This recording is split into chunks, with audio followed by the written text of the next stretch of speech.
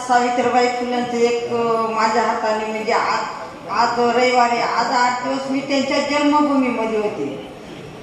काय निंबोळी गाव ना ते त्या गावामध्ये आणि आज परत इथं आले. काल जन्माला होते. खरोखर मी महिलांना सांगते आणि माझ्या बंधूंना सांगते का माझं शिक्षण काहीच नाही, पण मला रोज एका गावात बोलतात. हे मला नाही बोलवत, हो माझ्या कामाला बोलवतात, कामाला बोलवतात. आणि खरोखर एक आम्ही एक सुरू केलं तर मी माझ्या स्वतःच्या अनुभवातून केलं. माझं शिक्षण काहीच नाही, पण अनुभवातून गावठी खाण्याचा, हायब्रिड खाण्याचा, केमिकल खतांचा, औषधांचा मी माझ्या स्वतःच्या घरात अनुभव घेतला आणि स्वतःवरून घेतला मी तो अनुभव. कारण माझं माहेर सासर तेच गाव आहे, खूप दुर्गम गाव आहे माझं. आता माझ्या गाव एवढ्या दुर्गम भागामध्ये मी जवळजवळ 200 वाण तयार करून शेतकऱ्यांना देवण घेऊन चालले. पण सगळं टाईवरच्या पावसावर. आणि हे जुनं ते सोनं आहे, हे खरंच कुठंच नाही राहिलं. आता मी प्रत्येक काल जालनाला होते, आज इथे. हे जुनं ते सोनं खरंच कुठं राहिलं नाही. हे मी जतन करून हे पुढच्या पिढीसाठी जतन केलेलं आहे. तर ह्या कामामध्ये प्रत्येकाने हे काम आपण कोणतंही काम करतो, सामाजिक काम करतो, नोकरी करतो, सगळं करतो, पण आरोग्याचं काम आपण खूप मागं टाकलेलं आहे. आरोग्याचं, स्वतःच्या आरोग्याचं स्वतः कोणी बघत नाही. आजकाल सगळे पैशाच्या मागं पळून राहिले नाही का, सगळे पैसा कमावायला लागले. पण आपलं आयुष्य का कमी झालं? आपलं आयुष्य जुने माणसं 105 वर्ष 107 वर्ष जगत होते आणि आता 50 ते 60 वर्ष येत नाही. मग हे का आयुष्य कमी झालं? पूर्वी आजार नव्हते. माझा एक परवा 6 बहिणी आणि एक भाऊ. एक बहीण 9 महिन्याची असताना आई गेली सोडून. आई गेल्यावर किती हाल येतात तो बाळांचे, कोणाच्याच नाही का. 7 मुली होत्या, एक मुलगा होता आणि एकटे वडीलच होते. मामाने मावशीने कोणी नव्हतं, फक्त वडील होते. पण 7 मुलींचा वडिलांनी सांभाळ केला. 7 मुलीचा सांभाळ वडिलांनी केला आणि त्यांनी ते पण शिक्षण नव्हतं, खूप गरिबी होती, ते शाळा शिकले नव्हते, पण त्यांनी ज्ञान घरात शिकवलं. आणि आजकाल जे आईबापांचं ज्ञान ऐकाल ना, त्यांचं कधी आयुष्यामध्ये चांगलं होईल. फक्त आई वडील, ते गरीब असो, येडे असो, शहाणे असो, आई वडिलांचा खरं आशीर्वाद आजकाल कोणी घेत नाही. कारण आज बरेच ठिकाणी मी फिरते, मुलगा वकील, डॉक्टर आणि आई वडील रुद्र आश्रमामध्ये. ही पाळी कोणत्याच आई वडिलांना आणू नको, किती पैशावाले असू द्या, किती श्रीमंत असू द्या. पण माझ्या वडिलांनी हे ज्ञान घरात शिकवलं. गरिबी आली, समाजात कसं काम करायचं, कसं वागायचं, कसं बोलायचं, हे वडिलांनी शिकवलं. ते पण शाळा शिकले होते. गरिबी आली तर लाजू नाही, श्रीमंती आली तर माजू नाही. टाकीचे गाव सोसल्याशिवाय देवपणा येत नाही. चांगल्या कामामध्ये मरून निघायचं, पण सरून निघायचं नाही. आणि 7 मुली होत्या, आई नव्हती. जिथं लग्न करून देणार तिथंच राहायचं, माझ्या नावाला बटाने लावायचा. हा वडिलांचा शेवटचा शब्द होता आणि 7 मुलींनी ते शब्द वडिलांचे ऐकले. पण मी ना आता कागद लिहून ठेवतात एक एक शब्द. मी तो चांगला शब्द माझ्या वडिलांचा मी माझ्या डोक्यात साठवून ठेवला, एक एक शब्द डोक्यात ठेवला. आणि गरिबी असली, वडिला गरिबीमुळे 12 वर्षीच लग्न झालं त्या गावामध्ये. पण काही दिवसांनी 2-3 वर्ष माझं चांगलं होतं, पण आता ते काही सांगायला नको. गरिबाची मुलगी होते मी खूप, म्हणून माझा खूप छळ झाला. कारण माझ्या मिस्टरांचं दुसरं लग्न करून द्यायचं होतं, पण इकडे वडिलांनी सांगितलं होतं मरून निघायचं, पण सरून निघायचं नाही. मी 40 वर्ष गाईच्या गोठ्यामध्ये प्रवास केला. 40 वर्षे 4 बाळाला जन्म गाईच्या गोठ्यामध्ये दिला. संध्याकाळचं बाळ जन्मलं तर सकाळचं सगळं काम केलं. रोजचं जेवढं काम आहे ना तेवढं काम केलं मी स्वतः. आणि 7 दिवसाचे काय मला 5व्या दिवशी 7व्या दिवशी पाठीची बाळ बांधून मी शेतामध्ये काम केलं. दिवसभर काम करायचं, संध्याकाळची पाठीची बाळ बांधायचं, परत घरी यायचं. एवढा कठीण प्रवास होता, तरी कधी दवाखाना नाही, गोळी नाही, औषध नाही, काही नाही लागलं, कधीच नाही काय लागलं. आणि हा अनुभव नंतर माझ्या मोठ्या मुलांनी 10वीची शाळा सोडली. मला समाजात काहीतरी चांगलं काम करायचं होतं. पण मला कुणासंग बोलून देते नाही, कुठं जाऊन देते नाही. मला शेत आणि घर एवढंच माहित होतं. काय समाजात काम करणारे, नाली तर येईना वाचते, काय समाजात काम करणारे. माझ्या मोठ्या मुलांनी 10वीची शाळा सोडली आणि मग मी बचत गटामध्ये गेले, बचत गट तयार केले, बचत गटात गेले. त्या टायमाला मी ऊसतोडी कामदार होते. आता ऊसतोडीवाले पाहून मला माझे आठवण येतात बरं का. मी पण भरपूर ऊसतोडी काम केले आणि ऊस तोडून आले का मग हाताला काही काम नसायचं. आमचा खूप दुर्गम गाव आहे. मग मी रोपं तयार करू लागले. रोपं तयार करून बचत गटाला एक एक रोप देऊ लागले. शेवगा, हदगा, पेरू, लिंबू, कढीपत्ता, पपई हे रोपं मी तयार करून बचत गटाला देऊ लागले. त्याच्यामध्ये बाईक संस्था तिथं आली आणि मी त्यांच्या मार्फत रोपं देऊ लागले. त्यांच्याकडून मला 4 रुपये भेटू लागले. मग मला अजून काम करायची ऊर्जा आली होती. त्यांच्या मार्फत रोपं देऊ लागले. मग नंतर मी त्या टायमाला हळदी कुकाचा कार्यक्रम घेऊ लागले. हळदी कुकाला पण माझ्याकडे पैसा नसायचा काही वाण द्यायला. मी एक एक रोपच वाण म्हणून हळदी कुकाचं देऊ लागले. मी 5 वर्षे रोपं दिले आणि आता बियाचे पाकिट देते. वाण कधी देणार नाही, इथून पुढे देणार नाही आणि दिले पण नाही. बियाचे पाकिट देते. मग हे काम करत असताना माझ्या शेतामध्ये जेव्हा हायब्रिड बियाणं आलं, केमिकल खत आले, औषध आले, माझे मुलं करते झाले ते घरामध्ये आजार सुरू झाले. मला 10 किलोमीटर 20 किलोमीटर पाठीची बाळ बांधायचं, दवाखान्यात जायचं. जाता जाता एक दिवस विचार डोक्यात आला का आपला प्रवास एवढा कठीण होता तरी कधी आजार नाही, कधी गोळी नाही, कधी औषध नाही लागलं. आणि आता तर घरामध्ये सुविधा झाल्यात, मग हे आजार येतात कुठून घरात, हे का सुरू झाले, कसे झाले, हा विचार दवाखान्यात जातात माझ्या डोक्यात भरला. मग मी असं ठरवलं की हे आजार येतात करून याचा शोध आपण घेतला पाहिजे. मी तिकडून दवाखान्यात गेले, तिकडून आले. दुसऱ्या दिवशी माझी शेती पाहिली, शेजारच्या शेतीमध्ये फिरले आणि एका आंब्याच्या झाडाखाली बांधव बसले. त्या बांधव बसून मी विचार केला का आता आजार हे सुरू का झाले, कुठून येतात. मग मी विचार केला आपल्या शेतीत आपण पहिलं कोणतं बी पेरीत होतो, आता कोणतं पेरितोय. पहिले शेतीला रासायनिक खत औषधं काहीच नव्हते, आता किती प्रकारचे खत देतोय, किती प्रकारचे औषधे देतोय, किती प्रकारचं तणनाशक मारतोय. त्या बांधव बसून माझ्या लक्षात आलं केमिकल खतांमुळे औषधांमुळे घरात आजार सुरू झाले. मग मी ठरवलं माझ्या घरातलं हे सगळं बंद करायचं आणि जे गावरान बेण आहे तेच लावायचं, तेच पेरायचं. संध्याकाळी कुटुंब बसवलं लागले मग बोलायला हे आजार जे घरामध्ये सुरू झाले या केमिकल खताने औषधाने हायब्रिड खाण्याने आजार सुरू झाले. हे घरातलं सगळं बंद करायचं, जे जुनं आहे पारंपरिक हेच आपण चालू करायचं. मला घरातले माणसं खूप काही बोलले, खूप वाईट बोलले.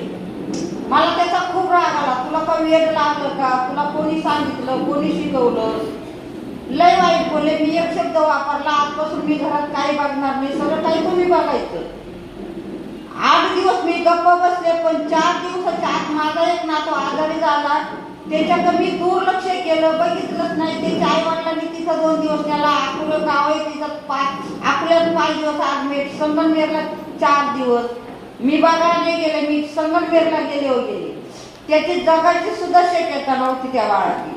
मला वाटलं माझा राग हा मलाच काय मिळाला. तिथून 4थ्या दिवशी ते नाशिकला पाठवलं. 1 रुपयाने राहिला दवाखान्याला. एकच मंगळसूत्र होतं गळ्यामध्ये, ते नाशिकमध्ये मोडलं. तिथून ते बाळबाळ मुंबईला न्यावं लागलं. 1.5 महिना दवाखान्यात होतं, 1.5 लाख रुपये लागले. हा परिणाम माझ्या स्वतःच्या घरात घडला. ते बाळ घरी आणलं, मला पिकाची शेती गाण ठेवावं लागले. आवताचे बैल विकले, म्हशी विकल्या, शेळ्या बकरं सगळं काही विकल्या गेलं. मग हा परिणाम माझ्या घरात घडला. तेव्हा माझं कुटुंब मी सांगेल तसं ऐकायला लागलं. मग मी सगळं जसं बी गोळा केलं, काही माझ्याकडे होतं, काही मी गोळा केलं. जे जुनं दिसलं बालपणचं ते कोणाकडून 1 बी आणले, कोणाकडून एवढे दाणे आणले, कोणाकडून 2 आणले. त्याचा वाढवा करून माझ्या घरात सेंद्रिय पद्धतीनं करू खाऊ लागले. माझ्या घरातले आजार मला हळूहळू कमी दिसू लागले. हे मी नातेवाईकांना सांगू लागले, बचत गटाला सांगू लागले. बचत गटाही मला वेगळीच म्हणायचं, नातेवाईकाही पण काहीतरीच बोलायचं. पण माझं काम, माझं स्वप्न होतं का हे काम मी समाजापासून द्यायचं म्हणून. त्या टायमाला तिथे एक बाईक संस्था आली, रोपानिमित्त त्यांची माझी ओळख होती. आणि मी थोडं बी बाजून पाऊस पडून गेलो तर शेतात डोक्यावर टोकरी भरून बी लावायला आले होते. रस्त्याच्या कडाला घरे ते माझ्याकडे वळाले. मावशी कुठं चालल्यात? ते आले मी डोक्यावरची टोकरी खाली ठेवली आणि लागले गप्पा मारा. म्हणे मावशी कुठं चालल्या? म्हणे पाऊस पडलाय चालेल शेतात बिलावा. ते म्हणे कशा कशाचे याचे नाव सांगा. म्हणले एवढे कुठं तुम्हाला नाव सांग. मग त्यांनी मला विचारलं हे कोणत्या बाजारातून आणले? म्हणे बाजारचं नाही, हे पारंपरिक जुने आणि गावराने घरचं. ते म्हणे लोक नवीन आणतात नवीन करतात, तुम्ही काय हे जुनं ठेवलं? मी हा अनुभव त्यांना सांगितला. ते गेले. ते तिसऱ्या दिवशी परत आले तेव्हा मी राखेतून बी चाळत होते. आजपर्यंत माझे बी मातीच्या मडक्यामध्ये बांबूच्या कणगीमध्ये राखेमध्ये असतं. राखेमध्ये बी ठेवल्याने 3 वर्षे त्याची उगवण चांगली होती आणि खाण्यासाठी 10 वर्षापोट टिकून राहतं. मग हे त्यांना म्हणलं याच्यामध्ये राखेत ठेवलं तर कुठला भुंगा काही खराब होत नाही आणि 3 वर्ष ते आपल्याला लावता येतं पेरता येतं. खाण्यासाठी 10 वर्ष टिकून राहतं. मग ते म्हणे मावशी काही एवढं ज्ञान आहे हे जगासमोर न्या पाहिजे. त्यांनी मला खूप मोठी मदत केली आणि हे काम आज जगासमोर गेलंय. आणि हे काम मला तर असं वाटतं का माझ्यासारखी एक रायबाई, मी एक दुर्गम भागामध्ये बाईक संस्थेच्या मदतीनं एक जितीन साठे म्हणून त्यांच्या मदतीने एक बीज बँका तयार केली. पैशाच्या बँका भरपूर आहे पण महाराष्ट्रामध्ये पहिली बीजाची बँका मी तिला तयार केली. आणि जेवढं बीज आहे तेवढं माझ्या शेतामध्ये आजही मी सगळं तयार करते. वरच्या पावसावर छोटी तीर अजूनपर्यंत होतं पाणी, इथून पुढे नाही राहणार. कॉलेजचे मुलं येतात, शेतकरी गट येतात, लांबून बचत गट येतात माझ्याकडे आणि मी अभिमानाने कडेला उभं राहून ते दाखवते देणं त्या पुढच्या पिढीला. कारण हे आज जर आपण टिकावलं तरच पुढच्या पिढीला माहिती होणार आहे आणि पुढच्या पिढीला शिल्लक राहणार आहे. नाही तर पुढच्या पिढीला असे फोटो काढून ठेवले ना तरी नाही येत पुढच्या पिढीला माहिती व्हायचं. आणि जे आपण आरोग्याला चांगलं आहे ना हे आपण कधीच नाही हो.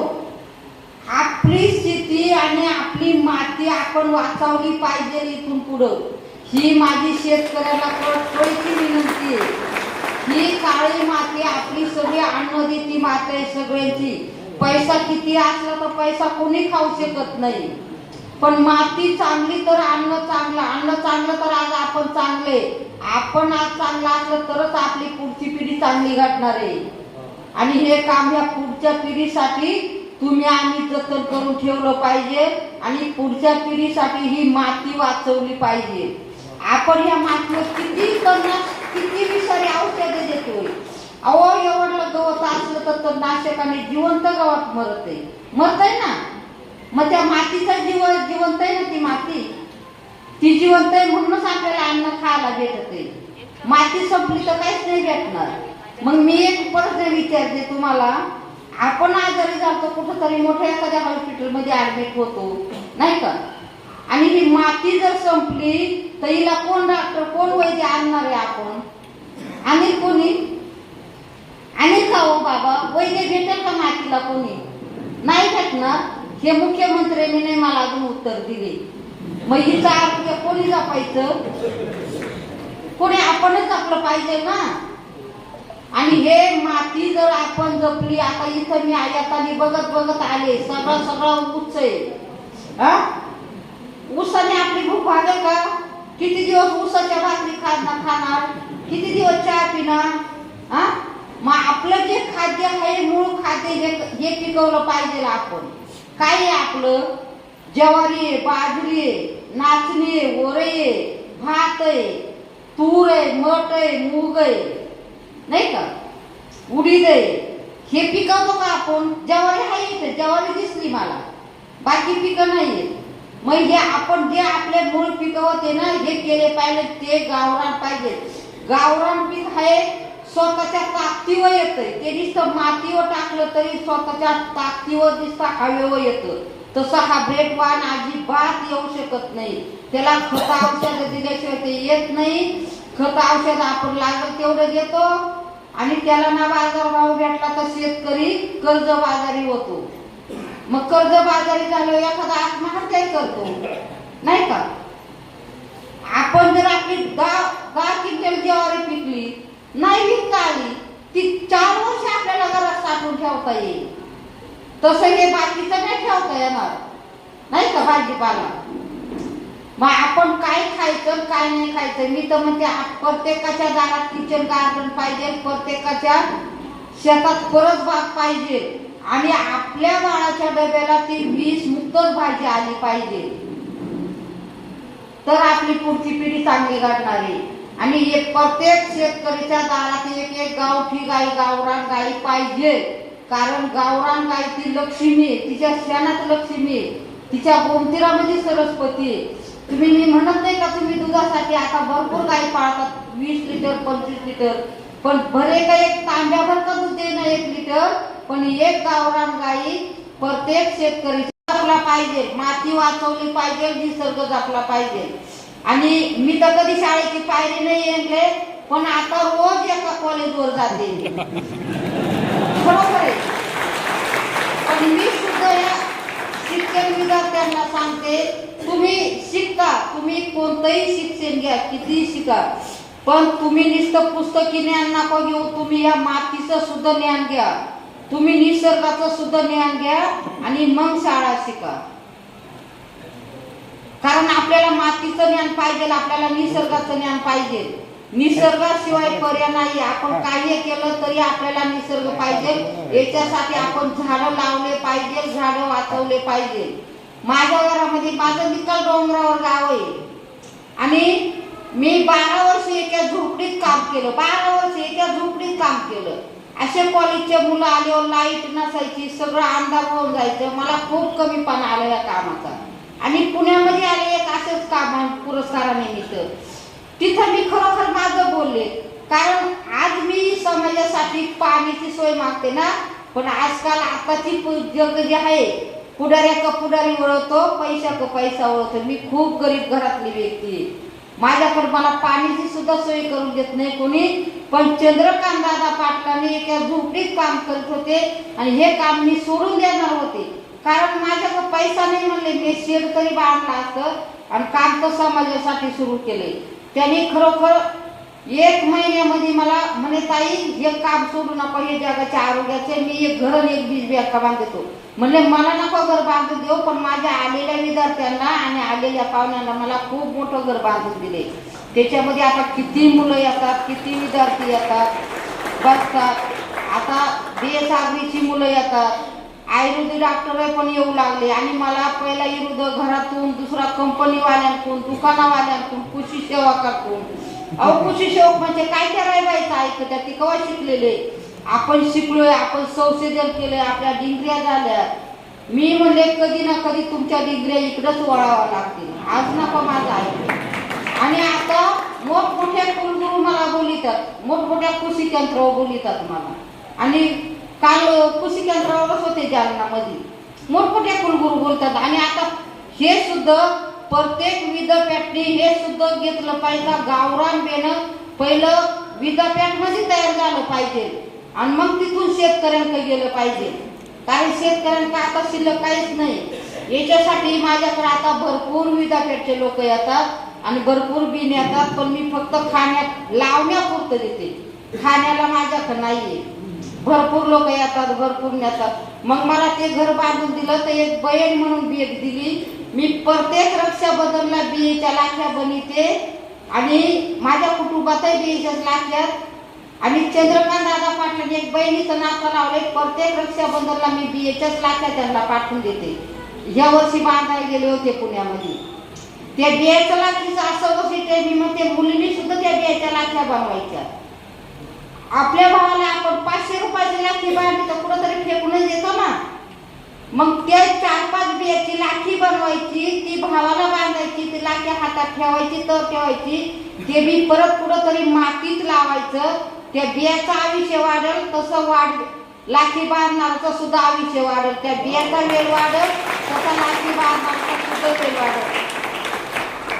आणि आपण वाढदिवस करतो आहे ना. आता मी काही टायमाला हॉटेलमध्ये जाते, 2-2, 4-4 दिवस बाहेर असल्या हॉटेलमध्ये जेवायला जाते. तिथं पार्ट्या देतात, केक कापतात नाही का मित्रमंडळीला.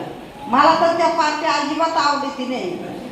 मी म्हणते त्याच्यावरचे 4 रोपं घ्या आणि ते मित्रमंडळीला वाटा. ज्याला मित्रमंडळीला वाटलं, ज्याला शेती ते बांधव लावा, आणि ज्याला शेत नाही ते रस्त्याच्या कडाला लावा. तिला कोणची हरकत नाही रोप लावायला. त्या रोपाचं त्या झाडाचं आयुष्य वाढल, तसं आपल्या सुद्धा वाढदिवसाचं आयुष्य वाढल. त्या झाडाच्या सावलीला कोणीतरी येऊन बसेल ना, तो आशीर्वाद आपल्याला भेटेल. हे केलं पाहिजे, हे शिकलं पाहिजे आणि पुढच्या पिढीला याची गरज आहे खरं, नाही का?